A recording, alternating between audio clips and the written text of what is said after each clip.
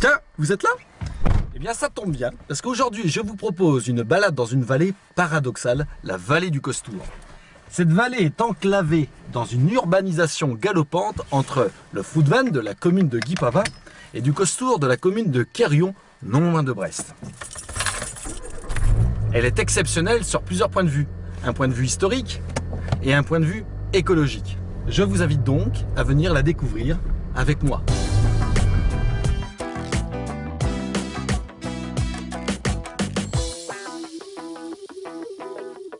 Alors, comment parler de la vallée du Costour sans commencer par parler du Moulin Blanc, de la plage du Moulin Blanc, où se trouvait justement la poudrerie du Moulin Blanc. Il y a environ 123 ans de cela, la vallée du Costour était complètement naturelle, aucune construction ne s'y trouvait. Et c'est pour cela que MacMahon, le président de la République française et la Marine nationale, ont décidé de construire la poudrerie du Moulin Blanc. Je vous propose de rencontrer Jean-Noël Léost, un peu plus haut, derrière la piscine, où se trouve le tunnel qui servait à transporter les ballons de coton poudre en direction de la plage du Moulin Blanc. Suivez-moi. Alors voilà, nous arrivons donc de l'autre côté de la voie express. Nous avons donc longé la plage du Moulin Blanc. Nous sommes passés sous le pont de la voie express et nous nous retrouvons donc de ce côté du Moulin Blanc en présence de Jean-Noël Léost, amateur et passionné de l'histoire de Quérion. Bonjour Jean-Noël. Bon, alors, amateur, d'accord, mais amateur bon, acquéré. non, mais à plusieurs titres. À plusieurs titres. Donc, alors Jean-Noël, en fait, je suis là aujourd'hui avec toi pour parler un petit peu de la poudrerie, de son histoire. Voilà. Tu vas nous raconter le développement qu'il y a eu dans cette poudrerie par rapport aussi à la vallée du Costour.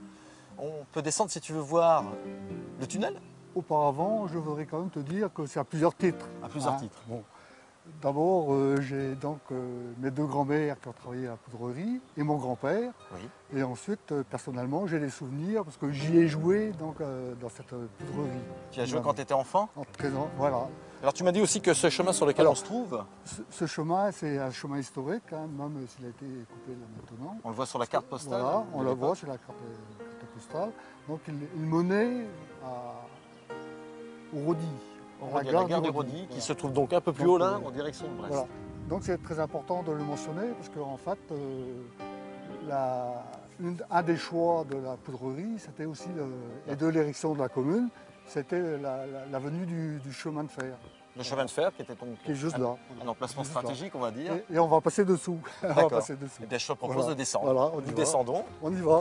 Alors, voilà le fameux tunnel. Le tunnel, voilà. Donc un peu un trait d'union entre l'usine en amont avec une fabrication de coton poudre.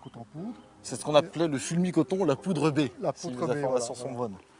Mais après, en 1922, il y a aussi l'usine de nitroglycérine qui a été installée. En 22. Alors toi, tu jouais dans les bâtiments qui se trouvent là-haut, on va aller voir justement. Là-haut, on faisait en fait tout le domaine. En plus, donc, on avait cette solution de traverser donc, du coton pour arriver à la plage. Directement, par ce tunnel. Par ce tunnel, voilà. Donc là, il y avait des charrettes qui passaient pour aller alimenter l'usine de fabrication. On passe vraiment au-dessous de la voie express. Et au loin, on aperçoit donc le début de la construction de la piscine qui, elle, se trouve, tu m'as dit, l'emplacement de la piscine. À l'emplacement des abattoirs de Brest. Alors Jean-Noël, voilà, nous sommes ici sur ce bâtiment qui s'appelle la Tour à Raison le Lavoir. D'accord, oui. Mais déjà, ça me rappelle les souvenirs, hein, parce que 50 ans au moins avant, j'y jouais en fait. Tu jouais ici? Voilà, absolument. Ouais. Mais il n'y avait pas la rambarde, mais par contre, on escaladait et on descendait dans les cuves. Dans les cuves. Voilà. Donc ça servait, ces cuves, à brasser le coton. À brasser le coton. Pour faire poudre, le coton poudre. Donc on remarque ici sur le plan, il y a un plan d'eau avec un barrage. On va descendre tout à l'heure juste en bas du barrage. Ce barrage avait été construit spécialement donc pour cette. C'était une retenue. C'est une retenue d'eau parce qu'il fallait utiliser beaucoup d'eau pour la fabrication du coton poudre. Et de l'eau de qualité. Et de l'eau de qualité. C'est une chose qui est importante, qui explique la présence. Une des raisons de la centrale de retraitement des eaux qui est plus bas. Voilà, alors, je te propose d'approcher ici, d'aller voir ces cuves. Et entre-temps, nous allons aller voir l'association Les Amis de la Maison des Quérors, où Jean Kernéis, Robert Cosanet qui est le troisième intervenant, Christian Morvan. Christian Morvan, qui vont nous raconter avec un peu plus de détails l'histoire donc de la poudrerie. Du Moulin Blanc. On se donne rendez-vous dans 1875 à 1940. 1940. Voilà. Donc on se revoit tout de suite après. Ce que l'on sait, c'est qu'elle démarrait tout à fait en haut, à côté de l'ancienne carrière qui est inondée actuellement, qui fait un joli petit lac, là, un petit étang. Et elle se terminait jusqu'à la poudrerie, jusqu'à la plage du Moulin Blanc.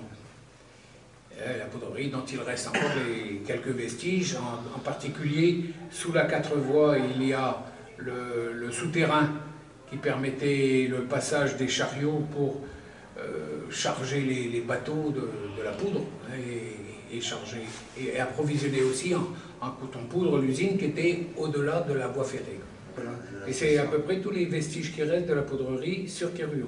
Maintenant, il y a encore le bâtiment administratif, ah oui, bien sûr, les anciens bureaux de la commune, de la poudrerie, sont encore actuellement en place, puisque c'est le bâtiment qui se trouve en face du Longchamp. D'accord, tout Ouais, bâtiment en longueur. Voilà, tout en longueur, ce sont les anciens bureaux administratifs de la poudrerie.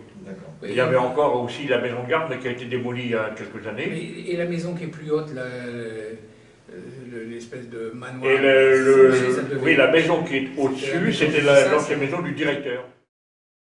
Le grand trou d'eau qui est là-haut, oui, c'est une ancienne carrière. Hein. On retrouve encore les vestiges des sous-basements des concasseurs. Cette ancienne carrière a sûrement contribué à la construction de toute la pointe Finistère, y compris les routes et autres. Et cette eau-là est une réserve d'eau qui est très faible en taux de nitrate et permet de temps en temps, quand les taux de nitrate de l'eau alimentant Brest sont élevés, permet de diminuer cette eau-là. C'est retraité à justement la station de l'ozone qu'il y a à la place de la poudrerie. Alors par contre, lorsqu'on descend un peu plus bas dans cette vallée du Costour, on a un barrage, une retenue d'eau. Ça pareil, ça doit faire partie donc... c'est ça, c'est l'ozone.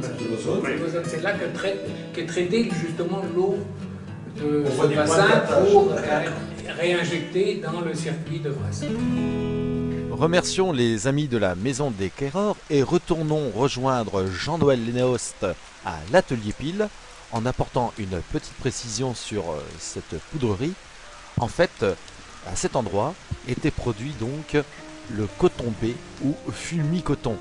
Ces grands axes avec ces bras d'acier servaient donc à broyer le coton poudre et donc on produisait en 1914 1233 tonnes, puis en 1916 12 300 tonnes et le record en 1917 de 14 112 tonnes fut atteint.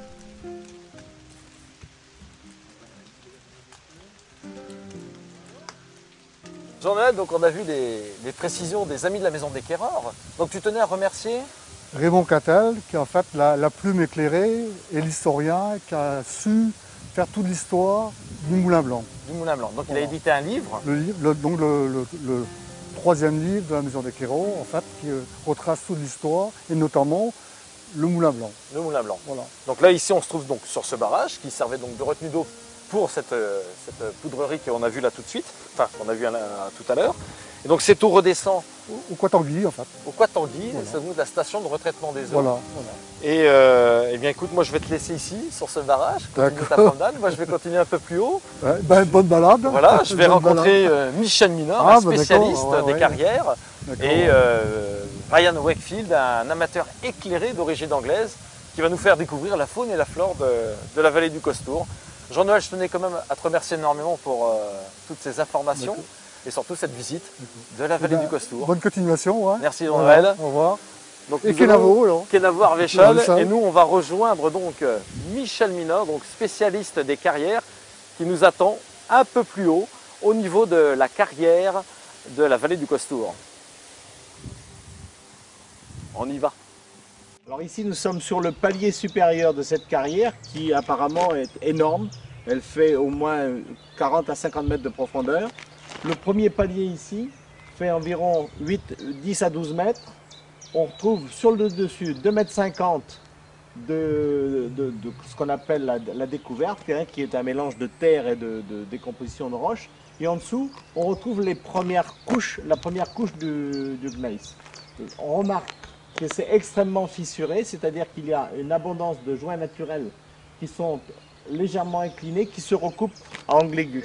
Et on trouve également une constante qui sont des lits fortement inclinés vers l'est, qui sont les lits naturels de la pierre. Nous sommes en face de la partie la plus importante de la carrière. Donc on trouve donc un niveau, une falaise très très importante qui fait au moins 25, 30, peut-être 35 mètres. Et en bas, une végétation qui a poussé sur les déblais de carrière. Donc on retrouve inclinés les fameux lits qui descendent vers le sud.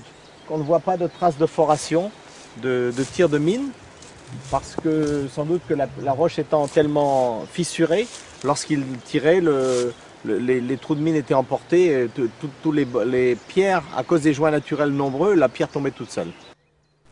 Nous remercions Michel Minor et en descendant un peu plus bas à la rencontre de Brian Wakefield, nous croisons un groupe de chasseurs. Sur le plateau, ils font tout le tour et ils retournent. Donc, bonjour, nous sommes la société de chasse de Guy Pava.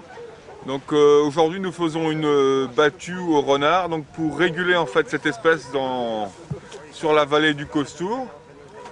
Car s'il y avait trop de renards, ça peut causer des dommages aux poulaillers ou éventuellement aux élevages environnants. Donc on s'est proposé auprès de Brest Métropole Océane pour effectuer cette intervention. D'autre part, nous allons aussi faire un comptage de chevreuils. Car également, cette vallée comporte beaucoup de chevreuils qui peuvent être, s'ils sont trop nombreux, une nuisance pour la circulation. Comme chacun sait qu'il y a beaucoup de routes aux alentours et donc un chevreuil qui traverse une route, ça peut être un danger.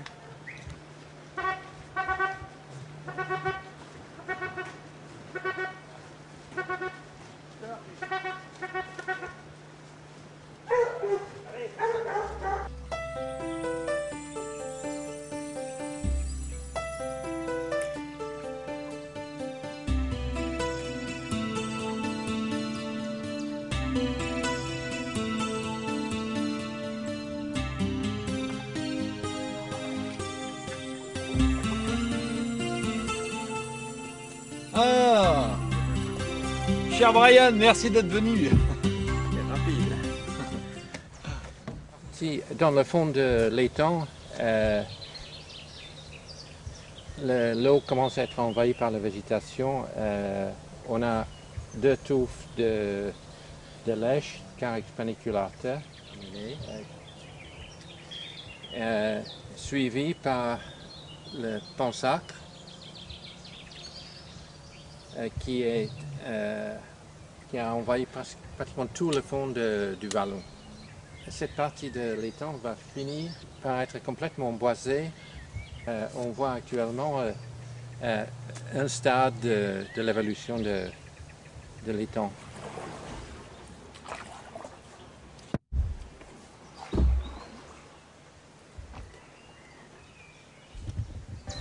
Qui dit eau dit tétard, et c'est par dizaines de milliers que nous pouvons ici les voir se développer. Pour l'instant, ils n'en sont qu'à leur 4e semaine de développement.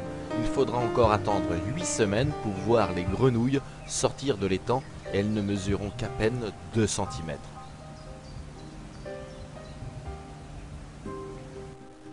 Ici, nous les voyons s'ébattre joyeusement dans une plante aquatique se nommant calitriche.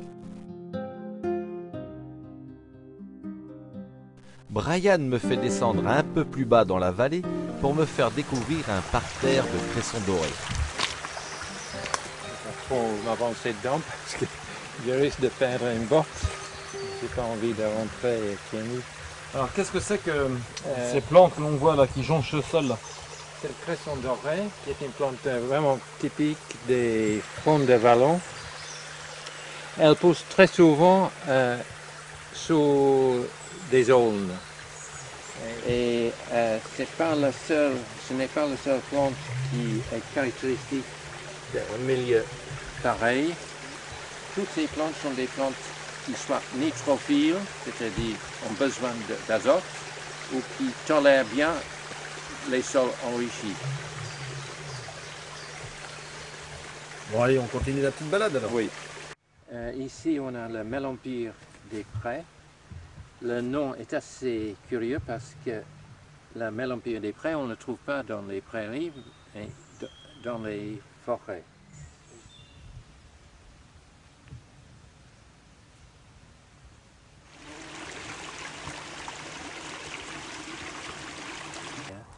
Mais ici, on a affaire avec Arum italicum, qui est une plante qu'on appelle atlantique, parce qu'elle est cantonnée sur les régions côtières de l'ouest de la France.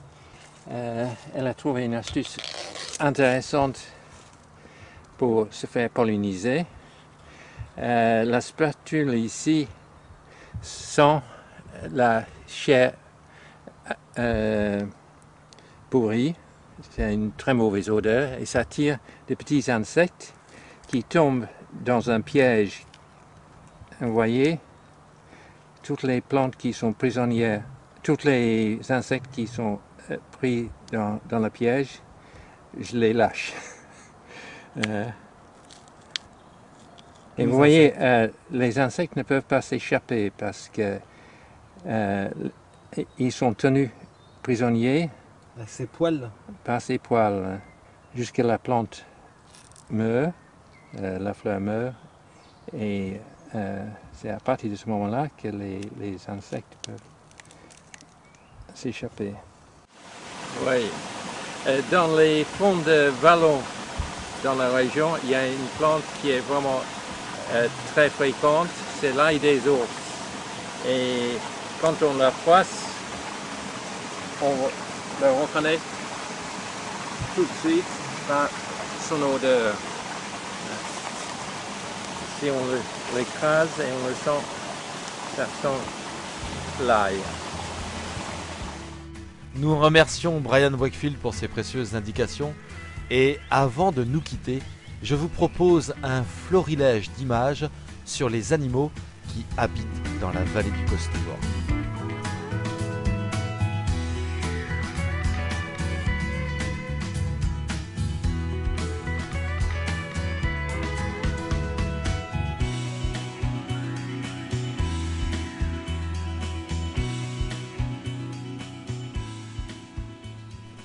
Après avoir vu la famille des blaireaux, je vous propose de regarder ce carabe à reflets dorés qui est une espèce menacée.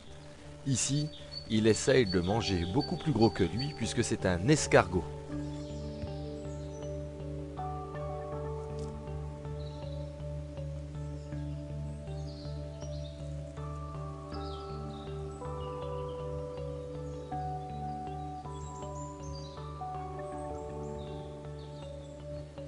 Avec un peu de chance, sur le haut de la carrière, vous pourrez admirer le vol majestueux du héron cendré.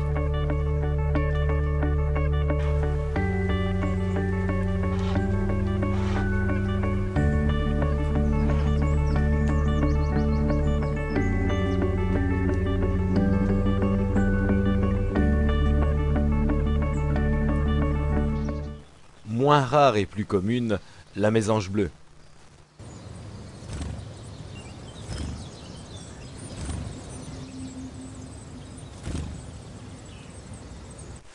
Ici, une bergeronnette printanière, suivie d'un rouge-gorge.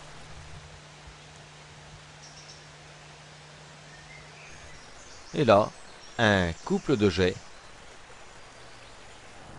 et une femelle merle. Nous passons maintenant à des animaux un peu plus gros puisqu'il s'agit d'un chevreuil.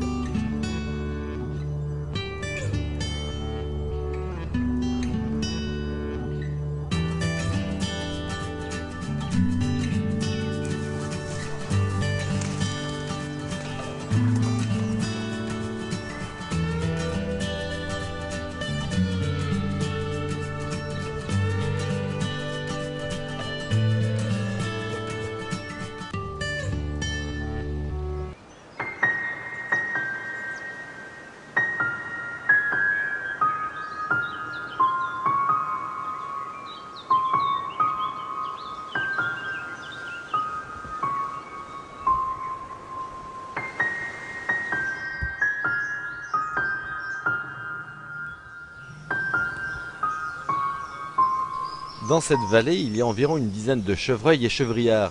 Il faut un œil exercé et beaucoup de patience pour pouvoir les observer.